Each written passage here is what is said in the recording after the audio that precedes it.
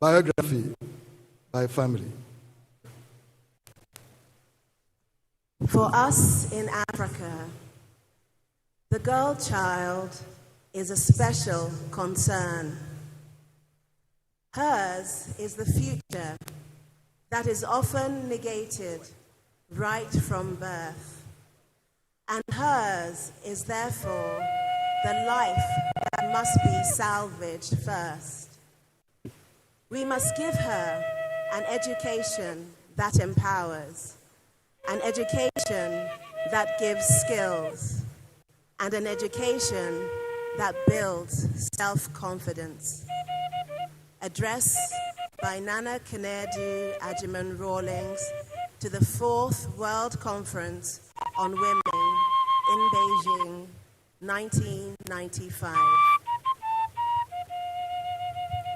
Nana Konadu Agyeman was born on the 17th of November, 1948.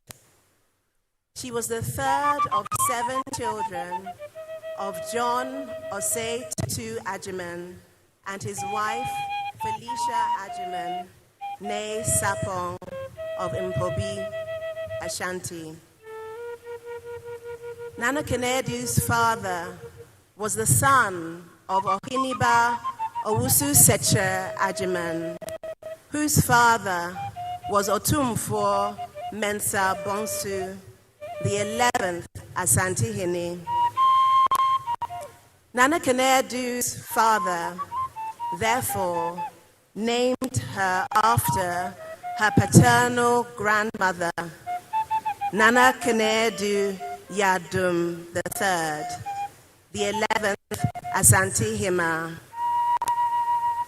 Nana Konadu's mother, Mrs. Felicia Agyeman, was an educationist who dedicated herself to raising her 7 children and to the organization of both her marital home and the busy social life brought about by her husband's position as a very senior manager of the United Africa Company, the UAC, in the Gold Coast. Nana Konadu's early life was shaped by Ashanti culture and traditions of strict protocol, good manners, social graces, self-reliance, and the self-control required of a woman to establish a home and raise children of her own in dignity. Kwame Nkrumah officially assumed office as Prime Minister in 1952. With Nana Konadu's father, his extensive business and managerial experience within the UAC, he was headhunted by the Nkrumah administration to run the government's business sector in Accra. The Agyeman family therefore settled into the rich community, and with education a major priority in the Agyeman family household, all Agyeman children of school-going age continued their education. Nana Konadu Agyeman attended Progress School, Mrs. Sam's School, for her infant primary education, where, for the first time, she would come into contact with a boy called Jerry John. After 2 years in Mrs. Sam's School, she continued to Ghana International School and then to Achimota School in September 1961 at the age of 12. She found, to her annoyance, that Jerry John, the boy from Mrs. Sam's Progress School, was in her class and noticeably bright. Achimota School had separate provisions for Catholic and Protestant worship. Nana Konadu attended Protestant worship because she had been raised Protestant. Jerry John, on the other hand, was Catholic, but she recounts that at the age of 15, in Protestant choir practice, Jerry John suddenly showed up to join the Protestant choir. It was much later that she would find out that Jerry John had no interest in being part of the choir. He had joined the choir to be close to her. Halfway through the year of 1966, Nana Konadu Agyeman and Jerry John completed their GCE O-levels at Achimota. While Nana went on to do her A-levels, Jerry John decided to pursue his lifelong dream of becoming an Air Force pilot. In 1967, Jerry John enlisted as a flight cadet in the Ghana Air Force and later won the Speedy Bird Trophy. Nana Konadu Agyeman went on to the University of Science and Technology after her A-levels. And it was at the University of Science and Technology that Nana Konadu, the student political activist, was born. Up until this point in her life, Nana Konadu had never really been interested in the activism of any kind. However, she soon found herself deeply engaged in student-led movements to address the growing culture of corruption in the country. In 1969, she stood for elections and became a member of the Students' Representative Council, the SRC.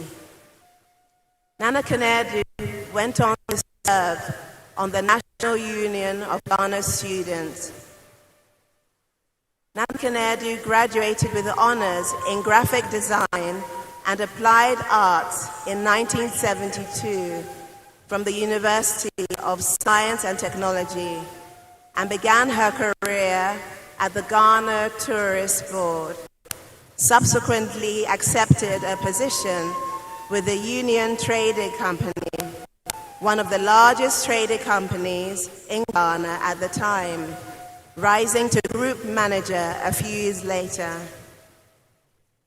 In 1975, she earned a diploma in interior decoration at the London College of Arts.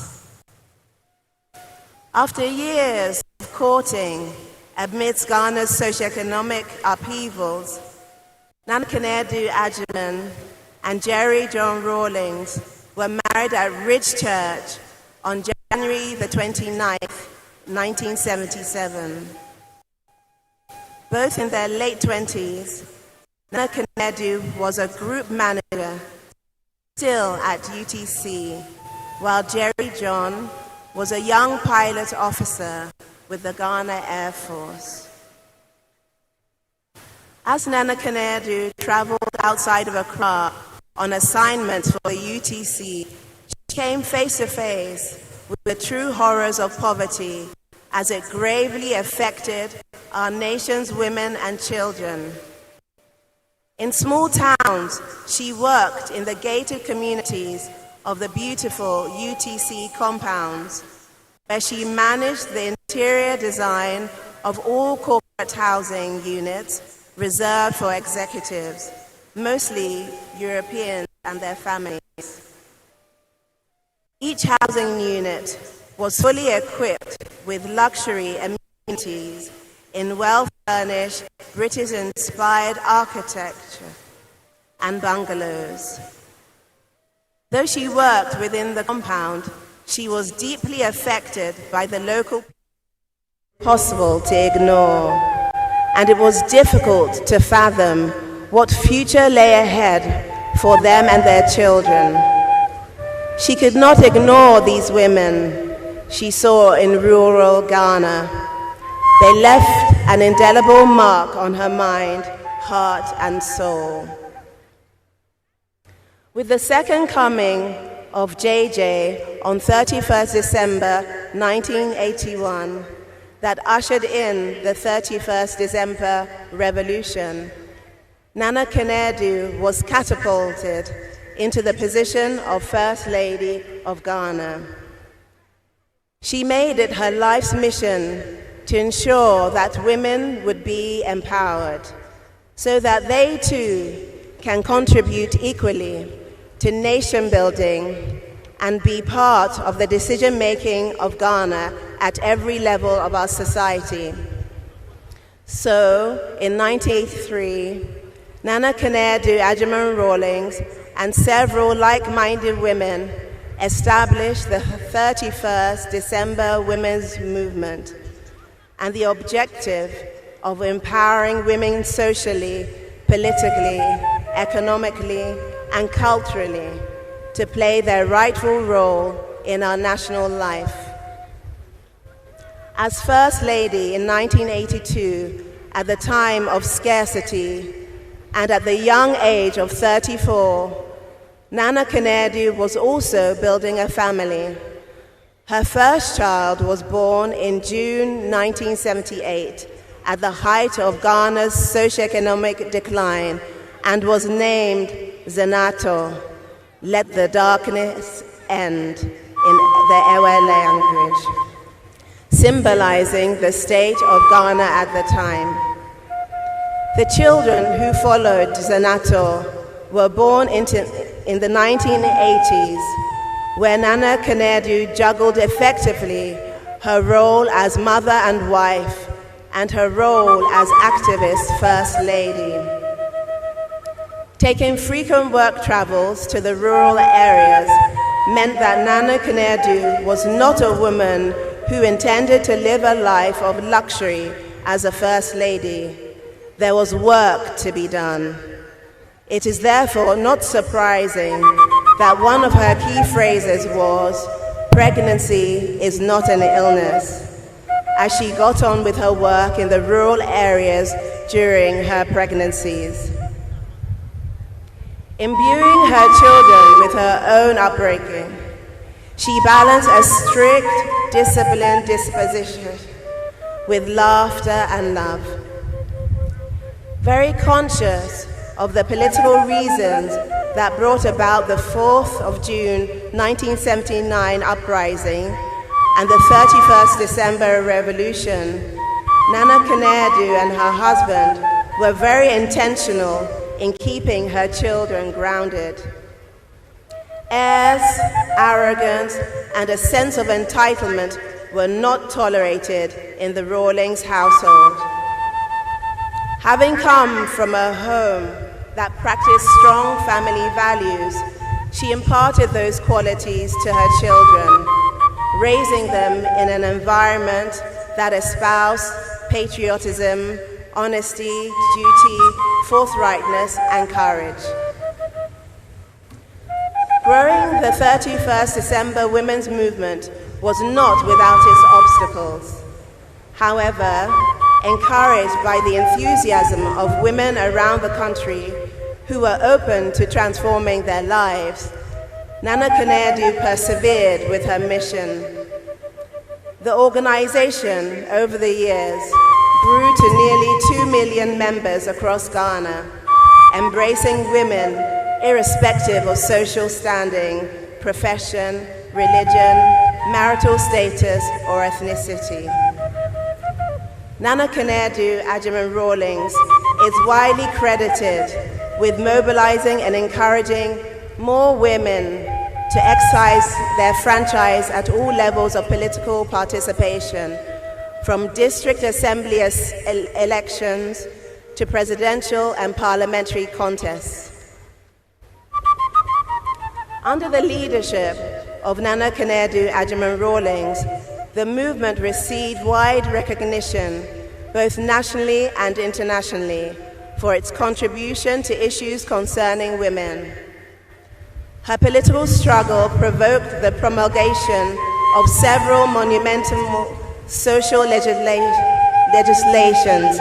under the PNDC government, with its flagship PNDCL 111, 112, 113, 114, 115, and Article 28, subsection 1 of the 1992 Constitution, also reflected in the Children's Act 650. Over the next 30 years, the organization's projects included family planning education programs, which benefited more than 240 communities, the construction of boreholes in guinea worm-infested areas to support several dozen rural communities, afforestation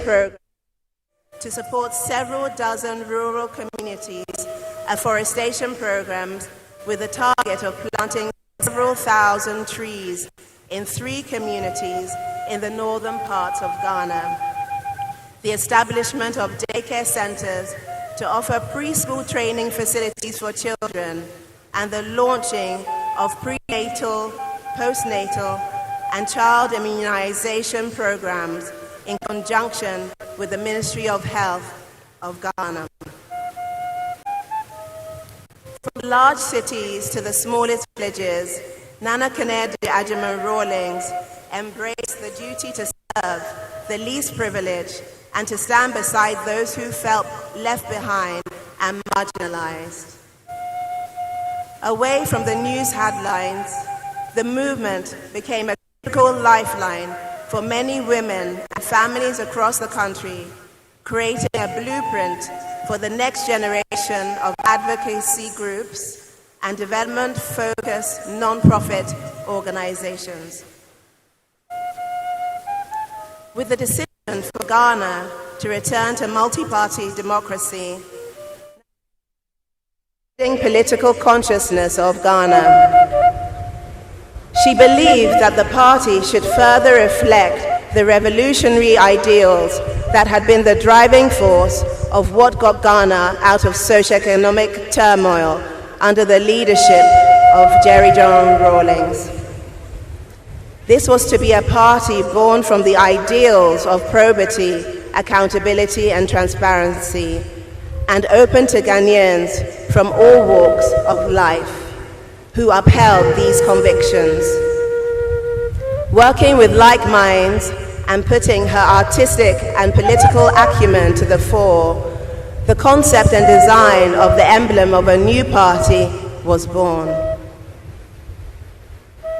Nana Konadu hit the ground running and mobilized the grassroots to vote for the NDC and for its candidate, Rawlings, who went on to win the 1992 and 1996 general elections and was sworn in as Ghana's first president of the Fourth Republic, with Nana Konadu Agyeman-Rawlings, his wife, as First Lady. Nana Konadu Agyeman-Rawlings did not slow down as First Lady of the Republic of Ghana. She worked even harder. With the establishment of the First Lady's office, a distinction between her First Lady's responsibilities and her work as President of the 31st December Women's Movement was created, even though they sometimes overlapped. At the Fourth World Conference on Women in Beijing in 1995, Nana Konadu Agyeman-Rawlings expressed her deep concern for the girl child in particular. She stressed, "For us in Africa, the girl child is a special concern. Hers is the future that is often negated right from birth, and hers is therefore the life that must be salvaged. We must therefore give her education that empowers, education that gives skills, and education that builds self-confidence." This declaration followed her relentless advocacy efforts, which contributed Ghana becoming in 1991 the first nation to approve the United Nations Convention on the Rights of the Child. It was for this reason that she sacrificed so much of her own life, standing tall for as long as she had the strength, irrespective of the risks that accompanied her work. For Nana Konadu Agyeman-Rawlings, it was imperative never to lose sight of the privilege she possessed and the platform upon which she stood to touch as many lives as she could. Committed to peace on the continent, she hosted the first West African sub-regional conference on the Africa's First Ladies Peace Mission, themed African Women Strive for Peace, at the Accra International Conference Center in July 1998. She did this in her capacity as the first vice chairperson of West African First Ladies. This summit was inspired by the 1995 Beijing conference, where Nana Konadu played a pivotal role in highlighting the plight of the African women and the girl child. Alongside her work to uplift women and children, Nana Konadu was central to the continuity and growth of the National Democratic Congress. She supported candidates that showed interest in running for constituency seats by providing support and political guidance, culminating in their electoral victories. Working with other leading members of the NDC, she was instrumental in establishing the NDC's presence in university campuses and identifying young people in politics who she schooled on real politics. Amidst all of her political hurdles while the NDC was in opposition, Nana Konadu remained steadfast in her political convictions. She continued her work on women's empowerment and child education, while continuously mobilizing the grassroots over their 8 years in opposition and preparing the ground for the upcoming 2008 general and parliamentary elections. She volunteered as a polling agent many times, one of which was at the controversial Osu Presby polling station in the 2008 general elections. Nana Konadu ran in the NDC national executive elections in 2009 and won with a landslide victory to become the first female vice chairperson of the party in 2011. She resigned as vice chair to run in the primaries for the position as flag bearer, challenging the leadership at the time. She made history as the first woman to challenge a sitting president for the NDC's presidential flag bearership at the party's congress in Sunyani, although she was unsuccessful. Not one to be deterred from her convictions, she stayed true to the ideals of probity and accountability, and with others established the National Democratic Party in October 2012 and became the party's presidential candidate in the 2016 general election. Nana Konadu Agyeman-Rawlings' work in women's empowerment, advocacy, and leadership made Ghana's presence on the global stage a light that transcended borders. From the National Population Conference in Accra in 1989, the 4th Regional Conference on the Integration of Women in Development in Abuja, Nigeria in 1989, the 5th Annual John Hopkins International Philanthropy Fellows Conference in Accra in 1993, the International Conference on Population and Development in Cairo, Egypt in 1993, to the preparatory meeting for the Beijing Conference in Dakar, Senegal in 1994. She participated in and contributed to both national and international conferences on issues of national and global concern. Similarly, she had the opportunity to lend her voice to impactful and forward-looking resolutions that emerged from conferences such as the International Atomic Energy Agency Patrons Meeting in Vienna, Austria in 1994, the United Nations Fourth Conference on Women in Beijing in 1995, First West African Sub-Regional Conference on the African First Ladies Peace Mission in 1998, the International Conference on Population and Development in The Hague, Netherlands in 1998, and the extraordinary session of the Crans-Montana Forum on Africa in Brussels in 2010.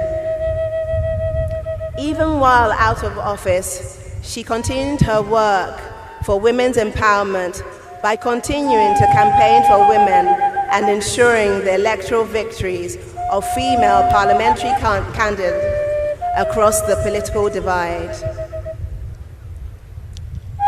Konadu.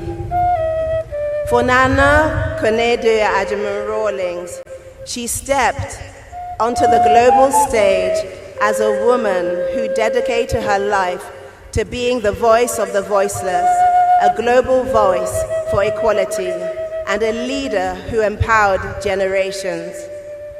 Her life was about finding an inner resolve to fight through every challenge till the end, just as in her name, Konadu. Among her significant publications are the Japanese cooperation with the 31st December Women's Movement, the development of Ghana's women's attire from 1700 to 1900, and effective design work and interior design. She is also the author of It Takes a Woman, published in 2018, and For Hope and Glory, For Hope and Country, 2025. Nana Konadu Agyeman-Rawlings summed her life's work artfully. I could not stop reaching.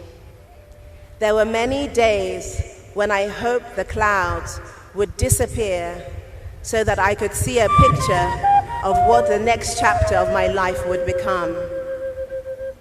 Nothing in these moments had been as I had planned. Somehow, I hoped my childhood had prepared me for the life ahead. I hoped every one of my father's embraces and reassuring words would come back to comfort and counsel me. My family's heritage had carried a weight of its own, and I knew I was fortunate to have rested on the shoulders of these courageous men and magnificent women to now make my little contribution. I had to embrace it as God's purpose for my life and determine to never falter in that commitment. That was not the life I chose, it chose me. Deye Oba Penyi Nana Konadu Agyeman-Rawlings. Oba Beyebi Na Wameye Ninyina. We shall remember you for your good works.